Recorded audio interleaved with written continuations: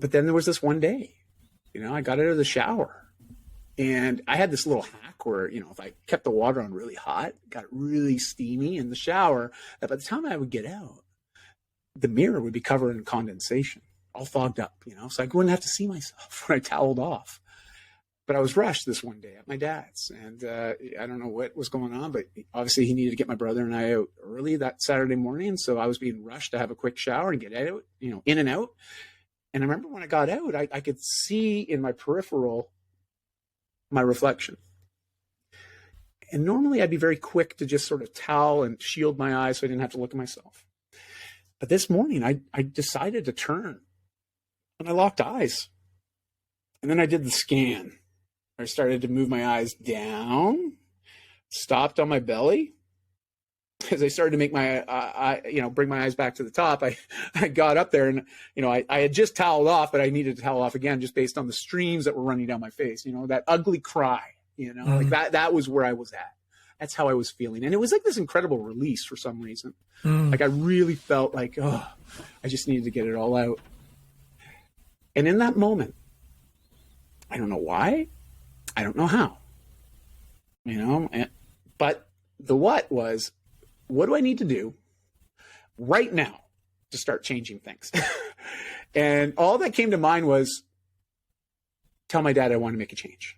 So I got out, threw on some quick clothes, found my dad in the living room as he's rushing to get us at the door. And I'm like, Dad, I want to get healthy. I don't want to be this way anymore. Welcome to the Radical Health Rebel podcast with your host, Leigh Brandon. If you enjoy the podcast, please leave a 5-star rating and a warm review. And now, here is Leigh, the Radical Health Rebel, with this week's podcast.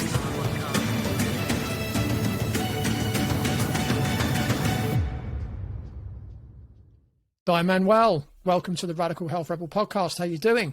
Fantastic. Just honored to be here. It's been a long time coming. I know we had a couple rescheduling based on me and my, let's just say my calendar. And so I just really appreciate your grace and the patience with me. And I'm just honored to be here. This is wonderful. And I just love the connectivity, like we're both on different continents right now. And here we are face to face and it feels seamless. Right. And so it's great to be here. Yeah, it's good. It's good to have you. So today's episode is entitled The Power of Vulnerability with Dai Manual. And today I'll be discussing a very important topic with my guest, a subject that until a few years ago I'd never even considered or even thought about. But in recent years, it's a subject that I've become more aware of in observations of myself and others. So I'm really looking forward to this conversation with you today, Dai. And to kick things off, can you tell us a little bit about you, your upbringing, perhaps your educational background, your career to date, and a little about your experience of vulnerability in your own life? Oof. Okay. Well, thank you. First and foremost, I know vulnerability is, it's funny. I've got friends that work in the IT space. Their understanding of vulnerability very different than mine. And I can imagine. A lot of people. It's a term that we hear, especially, with the blackouts and certain social media channels and the hacking that we've heard lots about. So a lot of people attach vulnerability with a negative connotation. So I'm excited that we're going to shed a light on actually the positive aspects of that term. And hopefully people take it upon themselves to maybe warm up that relationship and recognize it can be a skill that can bring us a lot of fun in life and deeper connections. So, but before we get into that, it was a great question. Who am I? Well, that's the question we're always asking. But, many years ago, I shook off the titles. And I should say shook off. I just got to a place where I realized I was someone that was chasing titles. I was living in my ego a lot. And especially during my 20s and into my early 30s, which will give a little bit more context to a story we'll talk a bit about later, in particular, what was sort of the theme of my TEDx talk. And, life is never a straight line. That's one thing I've really come to understand. It's a lot of zigzagging, ups and downs, backtracking to go forward, slowing down to go fast, and speeding up sometimes to slow down. And I didn't really appreciate that initially in my earlier years, but I definitely do now. And, back in the day, I would have been very quick to answer that question, trying to talk about my accolades. talk about my business background, you know, the various positions I've held, again, out of ego. Now, I've come to terms with this in the last 13 years and had a big shift in life. And now when I'm asked this, I honestly, the only titles that matter to me, dad, and preferably super dad, as well as dating my wife, you know, like, and I'm very intentional with the language that I use, dating my wife. And we can probably unpack that a little later too. But those are actually the two things. Like if you were to sum up, who am I? Those are it. I'm a dad.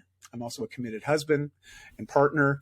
Yeah, sure. I've got some businesses and I've done a lot of cool stuff in that sort of health and wellness space. But like yourself, I'm just someone that's passionate about helping people navigate change. You know, we get to a place in life, we might be struggling. We might be running up against the wall, so to speak, and feeling like we're not making any progress in certain areas in life. And I know how limiting and isolating that feeling can be. You know, I know how discouraging it can be, especially when it comes to living authentically, living openly, and really feeling confident enough in ourselves to try stuff that we've never done before. I mean, that's where the secret is to really maximizing your opportunity for joy, happiness, and especially fulfillment in life. And I know you know this very well. You know, I've heard this theme on your socials as well as in past conversations that you've had with guests. So that's how I best describe myself. I'm 45 now. I live in Vancouver, Canada. The last 5 years leading up to the start of the pandemic, I had exited out of a 17-year career. A month after that, my wife left. 2 months after she quit her career of nearly a decade, we pulled the kids out of school, gave away all our stuff, and started traveling. We had no plan, no agenda. No destination in mind, to be honest, but we knew we wanted to chase the sun. So it was January in Canada. It's wet in Vancouver. For those that are familiar with the climate here, I mean, it's pretty much Pacific Northwest is a rainforest. It really is, but it's not a warm rainforest. It's very chilly, especially during the winter months. And so we started going south. And during these last 7 years specifically, I've been trying to better answer, who am I? That's really what I've been on as a journey of self-discovery. So I apologize if my answer is a little bit longer winded than probably most people answer this question, but it's just me being open and honest that I'm still figuring it out. I'm figuring it out. And you know what? I'm having a great time doing it. And we're all still trying to figure it out, right? I think we are, right? Yeah, totally. So what was life like for you, Dai, growing up? Well, you know, the earliest memories were nothing but fun and very pleasant. You know, my parents were very kind, very thoughtful. I mean, they were both born in 1944, just to sort of put this into perspective. You know, they're clearly baby boomers, but the closest definition, you know, they were end of war babies. And my dad was the youngest of 5 siblings, but his next eldest brother was 10 years older than him. So you can imagine they had 4 kids in quick succession. Then there was a little bit of oops, and out came my dad. And my mom was a single child, but raised by deaf mutes. My grandparents were deaf, and so they couldn't speak, couldn't hear. And so my mom, her first language actually wasn't English, but it was sign language. And the interesting thing was, when she started to learn English, it was a big black woman from Mississippi. So my mom lived in Toronto, Canada, where Canadian accents run amok. It just is. She was, you know, had this woman from Mississippi that was teaching her English. And so my mom still to today, when she speaks, sometimes has this little bit of a drawl. It's the funniest thing, you know, but it's amazing to see how impactful those initial inputs when we're growing up can be, right? And so, you know, fast forward, my parents got married pretty young. They were high school sweethearts. My mom worked and, you know, ended up becoming a nurse and supported my dad while he was finishing his schooling to become a veterinary medicine practitioner, you know, a doctor of animal sciences, right? And so we always grew up with animals too. But at age 9, and this is where things sort of took a turn, was my parents separated and ultimately divorced. And I was the eldest of 2, you know, me and my brother. And he was good. You know, he was barely 7 at the time. So for him, it was just whatever. It was sort of like just another day. And he didn't really have any issues with it. And really, I mean, he was quite resilient. I still remember back and I was like, why aren't you upset? Why aren't you crying like I am? Like, cause I was uncontrollable sobbing. I just felt like my world had ended. And just to, you know, again, I've dated myself. I'm 45, but if we go back 35 years ago, there was only one other kid in my entire class of 30 kids that had parents that weren't together still. So there was a lot of negative stigmas associated with divorce. There wasn't a lot of resources, and the conversations just weren't there. I really had no support, no ways to navigate this. And that was where things started to go awry. I see my dad every other weekend sometimes. I mean, he worked a lot. He had a great work ethic. He was building a practice and very successful at that. But unfortunately, it took a lot of his time. And so if I didn't see him on that every other weekend, it could go as long as a month without seeing my dad, and I'm not a big phone guy. All right. I'm not, and nor is my dad. So, it just meant that we might not see each other that often. And so I was around my mom a lot more. And something weird happened. I felt really powerless.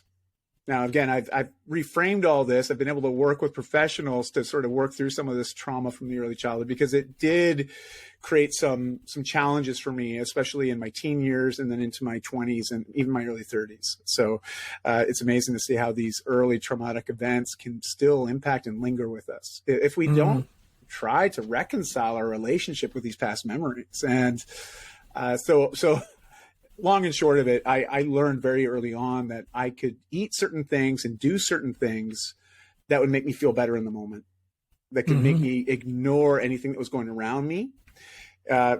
One thing I loved to do was I would eat certain foods, and they weren't nutritionally sound foods. Okay. They were very nutrition poor, high in calorie, but provided me that instant dopamine hit, that instant sort of fit where I could feel like, oh, I feel good right now. I feel like things are okay in the moment, right? And then what happens? Sure, the blood sugar drops off.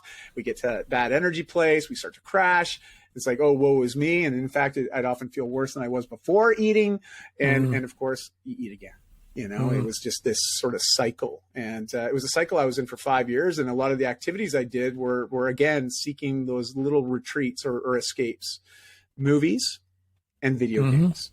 So again, health very well. It's what you've been helping people with, most of your life, right? Like myself. And as much as we know, we also don't know, the long-term effects of living in that state. And at least I wasn't aware of that at that age, right? I didn't know that I could make changes if I wanted to. I didn't know how to. It was really hard.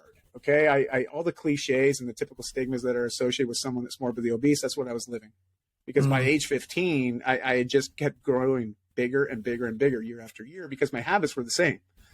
I mean, it's a solid return on investment, like those little daily deposits, unhealthy or healthy, either way, it still adds up. You get that return on that investment. And unfortunately, it wasn't a positive investment. And at age 15, it really got hard. I was dealing with depression, a lot of social anxiety. There's like 2 images of me from back then because I avoided cameras and social situations because I felt so bad about myself. I didn't like myself. I didn't like seeing my reflection. I didn't like having other people see me. And that's problematic, as we can all imagine. Anyone that remembers their teen years are hard enough as is, and add all this extra challenge to it. It didn't make things easy for me. And, one day it was the weirdest sort of thing. I don't really have any rhyme or reason to it other than I must have just got to a place where I was more afraid of not changing than I was of the idea of changing. That's the easiest way I can explain it. And I think there's a lot of people, especially those that are listening and watching this, that can probably relate to that. You get to that place where you just feel like, gosh, if I don't change and I'm honest with myself, my future doesn't feel very exciting. In fact, it feels even harder. And I know if I keep doing what I'm doing, it's not going to be better than it is right now. Yeah. At age 15 to have that sort of realization. Now I can articulate this now. I couldn't say that back then, but I felt this like, oh my gosh, life is only going to get harder and harder. I really just owned it. We're up till that point. And, as I told you, my parents were very kind. They were very loving. They were supportive.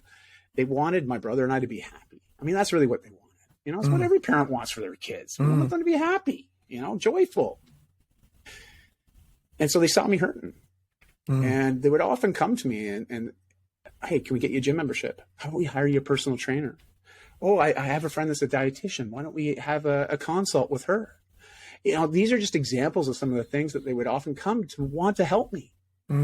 But every time they came to me and offered that, I was like, all I could hear and all I felt was, you think I'm fat? You think I'm ugly? You think I need to change? So I was like, I would act out. I would push away. I'd really not be very nice. I'd be very confrontational. I would be very antagonistic, and also very defensive. And that was sort of the normal. So it got to a place where, they stopped offering to help. Fair enough, because it would set me off on these bit of a spiral. And, but then there was this one day, I got out of the shower and I had this little hack where, if I kept the water on really hot, got really steamy in the shower, that by the time I would get out, the mirror would be covered in condensation, all fogged up, so I wouldn't have to see myself when I toweled off. But I was rushed this one day at my dad's, and I don't know what was going on, but obviously he needed to get my brother and I out early that Saturday morning. So I was being rushed to have a quick shower and get out, in and out. And I remember when I got out, I could see in my peripheral my reflection. And normally I'd be very quick to just sort of towel and shield my eyes so I didn't have to look at myself. But this morning I decided to turn and I locked eyes. And then I did the scan. I started to move my eyes down, stopped on my belly. As I started to make my, bring my eyes back to the top, I got up there and, I had just toweled off, but I needed to towel off again just based on the streams that were running down my face, that ugly cry, like that was where I was at. That's how I was feeling. And it was like this incredible release for some reason. Like I really felt like, I just needed to get it all out. And in that moment, I don't know why, I don't know how, but the what do I need to do right now to start changing things? And all that came to mind was tell my dad I want to make a change. So I got out, threw on some quick clothes, found my dad in the living room as he's rushing to get us at the door. And I'm like, Dad, I want to get healthy. I don't want to be this way anymore. And I thank my dad every day, that he saw in me that day, in that moment, like, oh boy, okay, Dai's coming to me asking to make some changes. This is him, not us having a problem. Let's act on this right away. So he's like, what can we do? What would you like to do? And I'm like, you know what, Dad, I used to love riding a bike. Maybe we can go get me a bike. And he's like, okay, let's do that. And literally we ran the errands that morning. And on the way back to his place, we stopped at a bike store and got me a bike. Got home. I went for my first bike ride. I just went for a ride. I just rode. I had no destination in mind. I just thought I'm just going to ride and I'll come home when I'm ready. And then I just kept doing that day after day, going for a bike ride because it was something that was private. I didn't want to go in a gym. I mean, gosh, a gym during the 80s. No, thank you. Like covered in mirrors, there's Stairmasters lining one wall, treadmills on another. You get to look at the people doing the aerobics classes. Like I'm looking at all these healthy people and I'm like, I do not want to be in here. You're all judging me. That's all I felt, right? Like I was very insecure. And so I started doing this exercise and I realized I didn't know what to do next. I didn't know how to eat. I didn't know how to move my body to create certain, physiological changes. Like I just really didn't know anything. I had no knowledge. I didn't know anybody around me. I didn't have any great mentors in my life or coaches. So I did the next best thing. I went to the library and I got books out on fitness and on nutrition. I remember riding home, my backpack was jammed and I was like struggling on my bike to get home with them all. My kids still were like, Dad, why don't you just Google it? I'm like, your dad's older than Google, They still like to joke about that as they often refer to me being older than TV at times, which I on. But, it was just so interesting because I remember the excitement I felt, right? As I started to learn new ways to change. There's something incredible that happens when we gain knowledge. And when that knowledge becomes wisdom, when we start to apply it and see how it impacts ourselves personally, that's like knowledge to wisdom. That bridges the gap.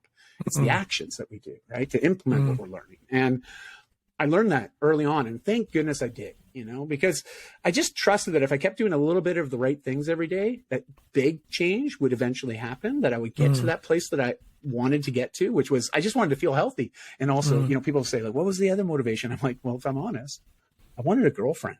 And my psychologist many, many years later helped me unpack that. And to be honest, I didn't love myself. I didn't at all. But I wanted love. I wanted to feel loved. I wanted to feel like somebody wanted me or saw value in me. And for me, that's what I saw going on around with all my friends, right? Getting girlfriends, going on dates. I could see them flirting in the hallways or in the classrooms. I wanted that. I wanted that so badly. And I believe that if I got healthy and I made some changes, that would become available to me. And sure enough, it did about 2 years later. It took about 2 years to release all that weight and to develop a new lifestyle. And I still remember the day I just woke up, and I would often make a little to-do list every day of just the action items that I knew I wanted to accomplish that day. Like get a workout in, make my food for the day, drink 3 liters of water, like just really basic stuff. But that was what I would try to ensure I did every day. And I remember one day in particular waking up and I didn't do my list that morning, but I did everything that I would normally want to do. And that's when I really realized, okay, this is just how I'm living. I don't have to think about it anymore. I just do. I do my life, and all these good habits are in place. And that was a really empowering moment where I realized, you know what, all this change has happened in the last couple of years because I chose for it to happen. And I think, I'm grateful that I learned that early on, because I was able to reapply that in other situations that were really hard in life. Listen, we never get out of this thing without any scars. All right. Like if you do, well, you've probably lived in a bubble. Like if you're someone that's out there living a life, you're going to have scars. You're going to have hard stuff. I mean, it's just the nature of things. But it's what we do with those hard stuff, right? And who do we get around? And we can unpack that any way we want. But that was what, all those changes started. And just to sort of, put a little bow on this, and then we can sort of move on, or we can chat about anything we want. But, I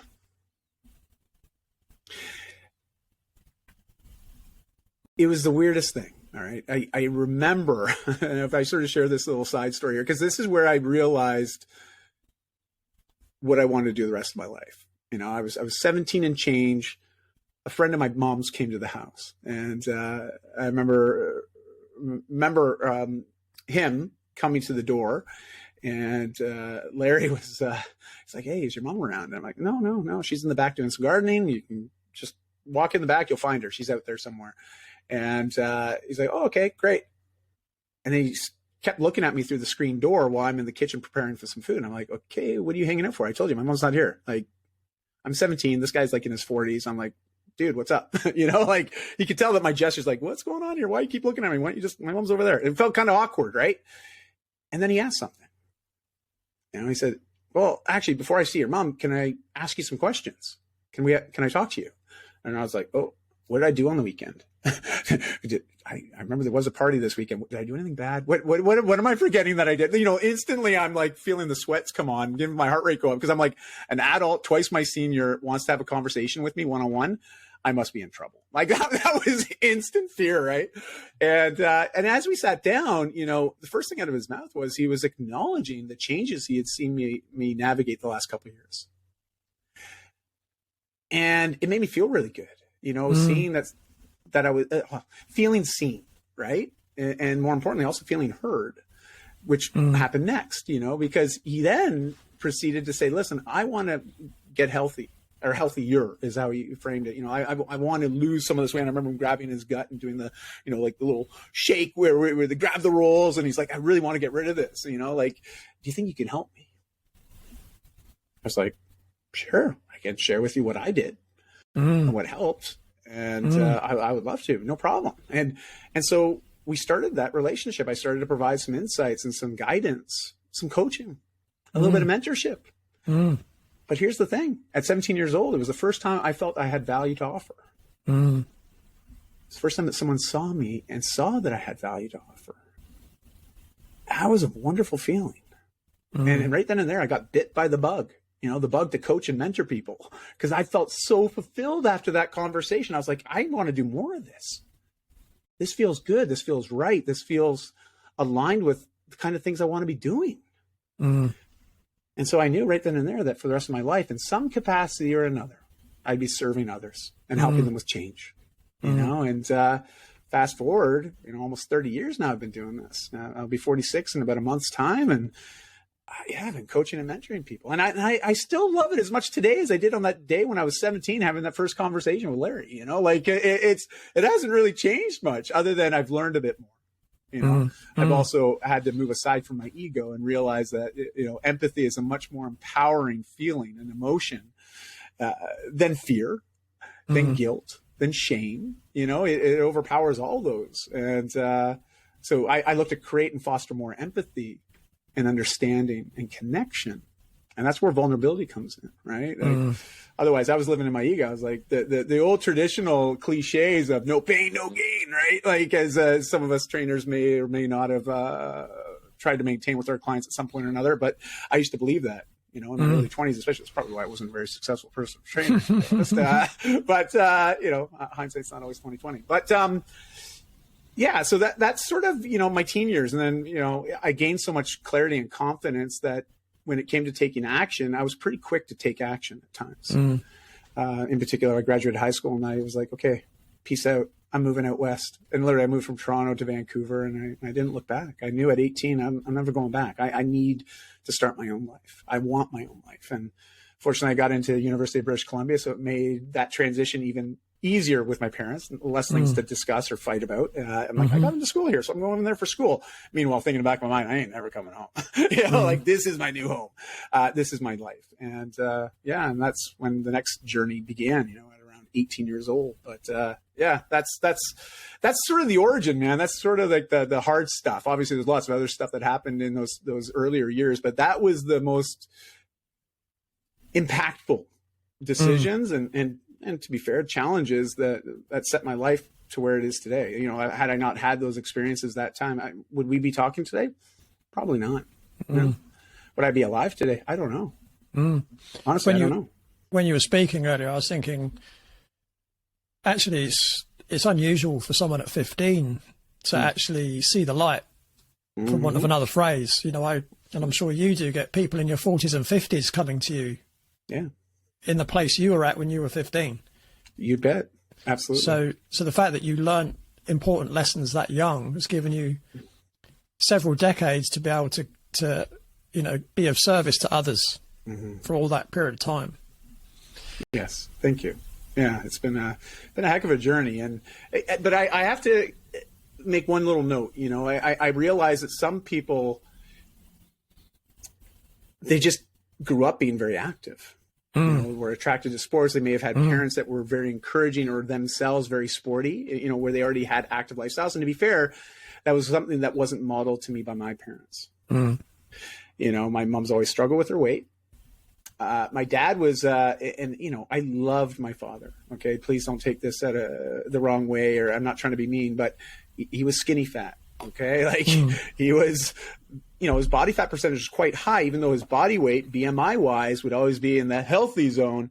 I mean, you take the shirt off, you're like, okay, that extra fat you're carrying around the midriff, that's not healthy, you know. And if we do a composition test, you're in the high 20s, you know, maybe early 30s. I mean, it's quite high when we look at that composition. And of course, back then that wasn't as readily available, but you could tell, you know, you would know. And but this is what I grew up with. So, you know, they were wonderful supports. But when it came to modeling good habits and good behaviors, especially things that are in alignment with living a healthy, active lifestyle, that just wasn't part of that upbringing. So as such, you know, at 9 years old, when I found other ways of, you know, providing myself with that momentary reprieve, if you will, from just the rigmarole I was experiencing of life and all those changes that I didn't want, that were outside of my control, you know, locking in on food and watching TV and playing video games. It felt like that was in my control, that I could do that.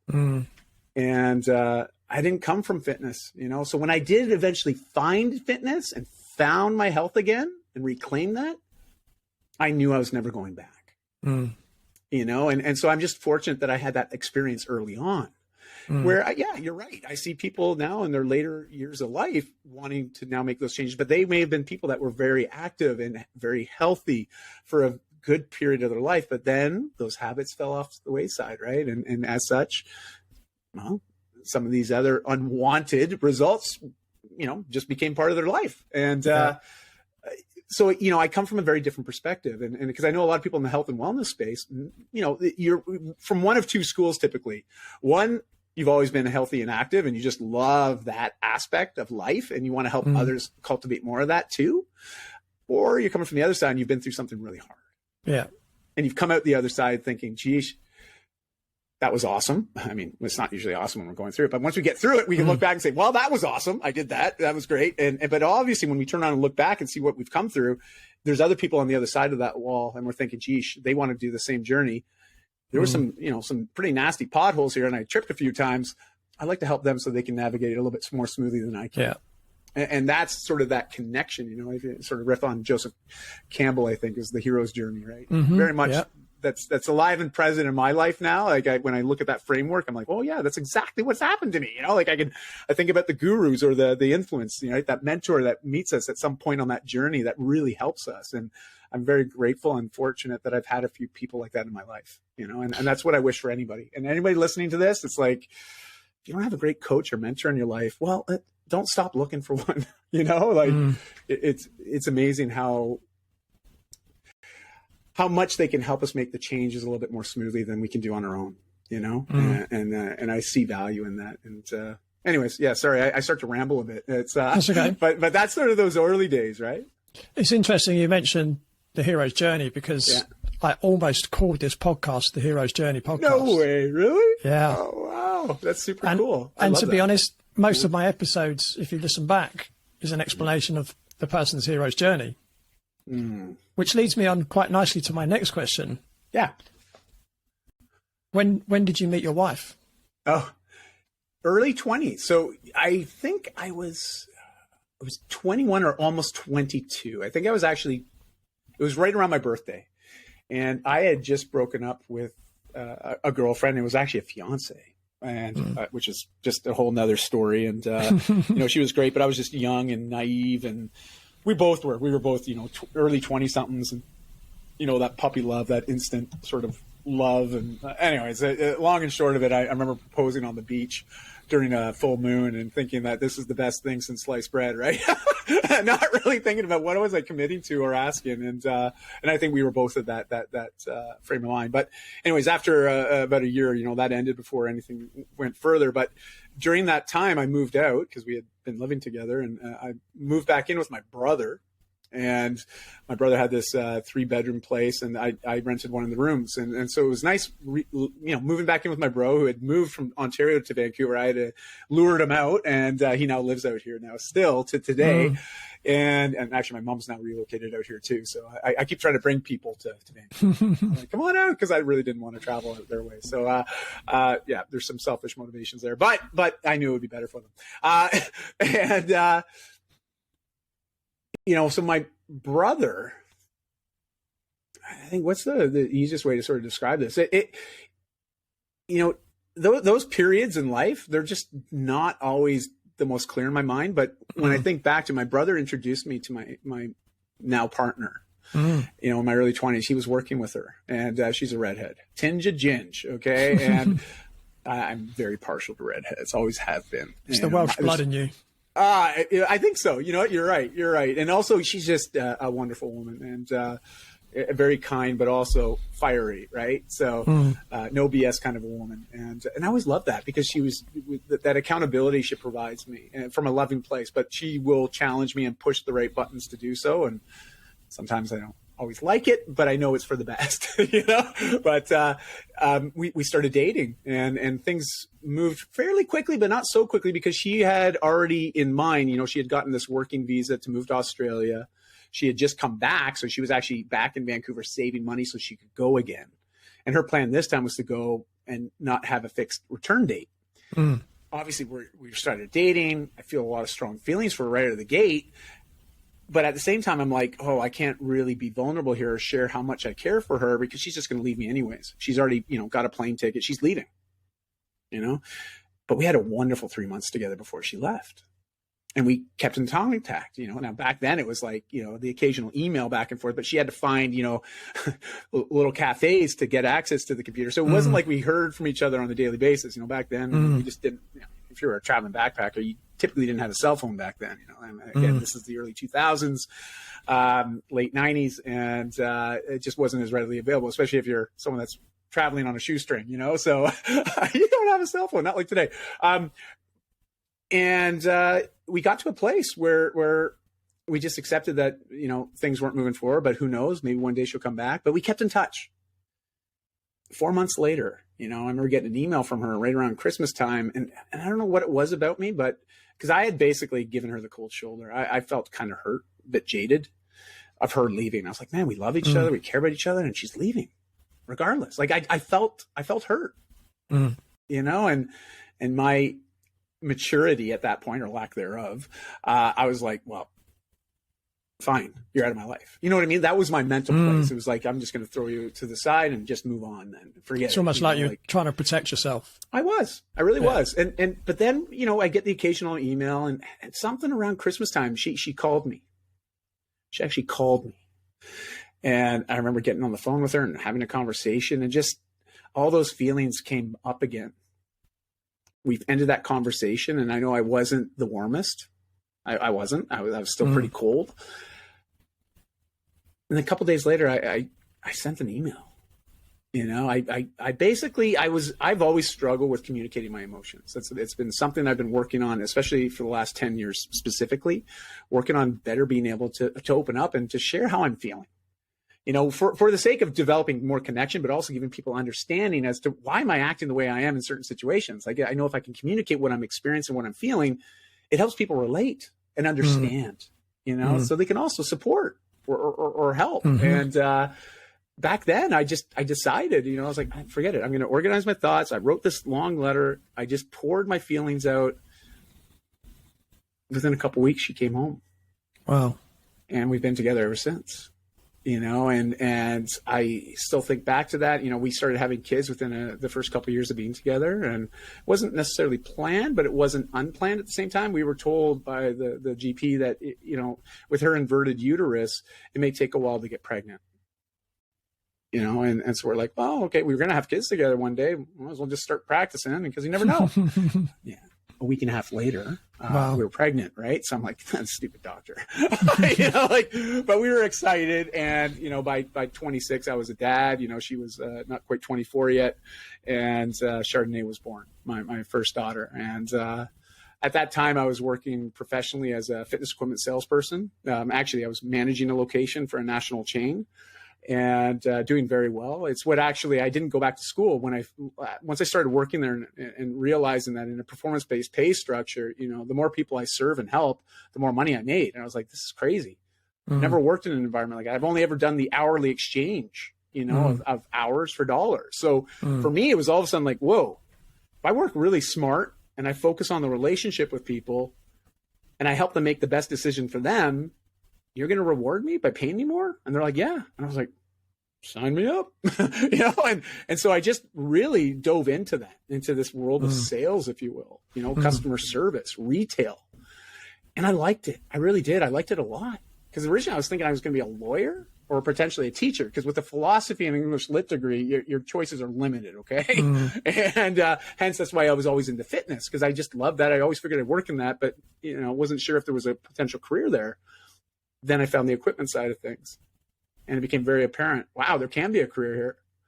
And I was making six figures in my mid-20s selling fitness equipment, working about 40 to 45 hours a week. I was like, wow, I could support a family, I could have a great lifestyle. And it just felt really good, the kind of work I was doing. So a couple of years later, when opportunity came about to then co-found a new company with the operating partner of that national chain, I jumped at it. I was given a sweat equity position where literally just based on my merit and what I'd done and being mentored by him for those years, he saw what I was capable of. He saw that I always treated every business, every role I was ever in as if I owned it.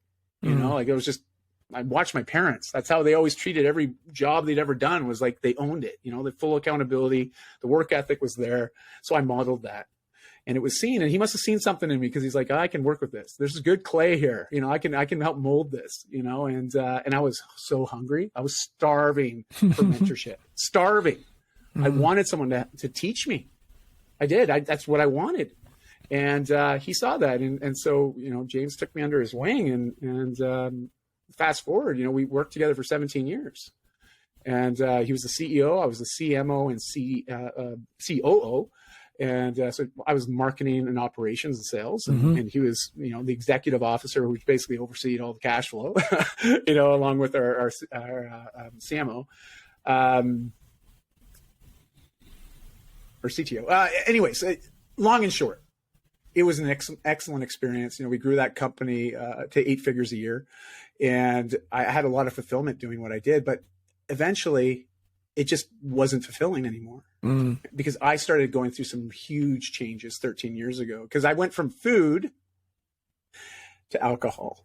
A lot of the anxiety I felt as a teen, it was funny, even when I got healthy, and by 17, when I felt that I was not my fittest and my healthiest, and I was like, I got this together, I got a girlfriend, check. The anxiety was still there. The nervous around big groups was still there. Every time I looked in the mirror, I still saw the little fat kid. And what I realized, as I started to get invitations to go do more social things, because again, I was looking more fit, I'm 6'1", I was about 210, quite fit, quite healthy. I made all these big changes over those 2 years. So I had the attention of people of my peers. And so I started getting invited to go to more social events and parties and stuff like that. And I was always apprehensive to go. But I remember the first time I had that drink, 2 drinks in, I was like, whoa, I feel like a completely different person. Some of that anxiety, I just don't notice right now. I actually, that girl over there, I'm going to go talk to her, and there was this instant. Thanks for watching the Radical Health Rebel YouTube channel. If you enjoyed this video, please be sure to share with your friends and family, or share via your social media. Hit the like button, subscribe to the channel, and hit the bell icon to receive notifications of new video clips from the podcast. And if you want to watch the full episode, completely ad-free, plus premium content, and join the Radical Health Rebel Patreon community, head on over to the Radical Health Rebel Patreon channel at www.patreon.com/Radical Health Rebel. Thanks again for watching.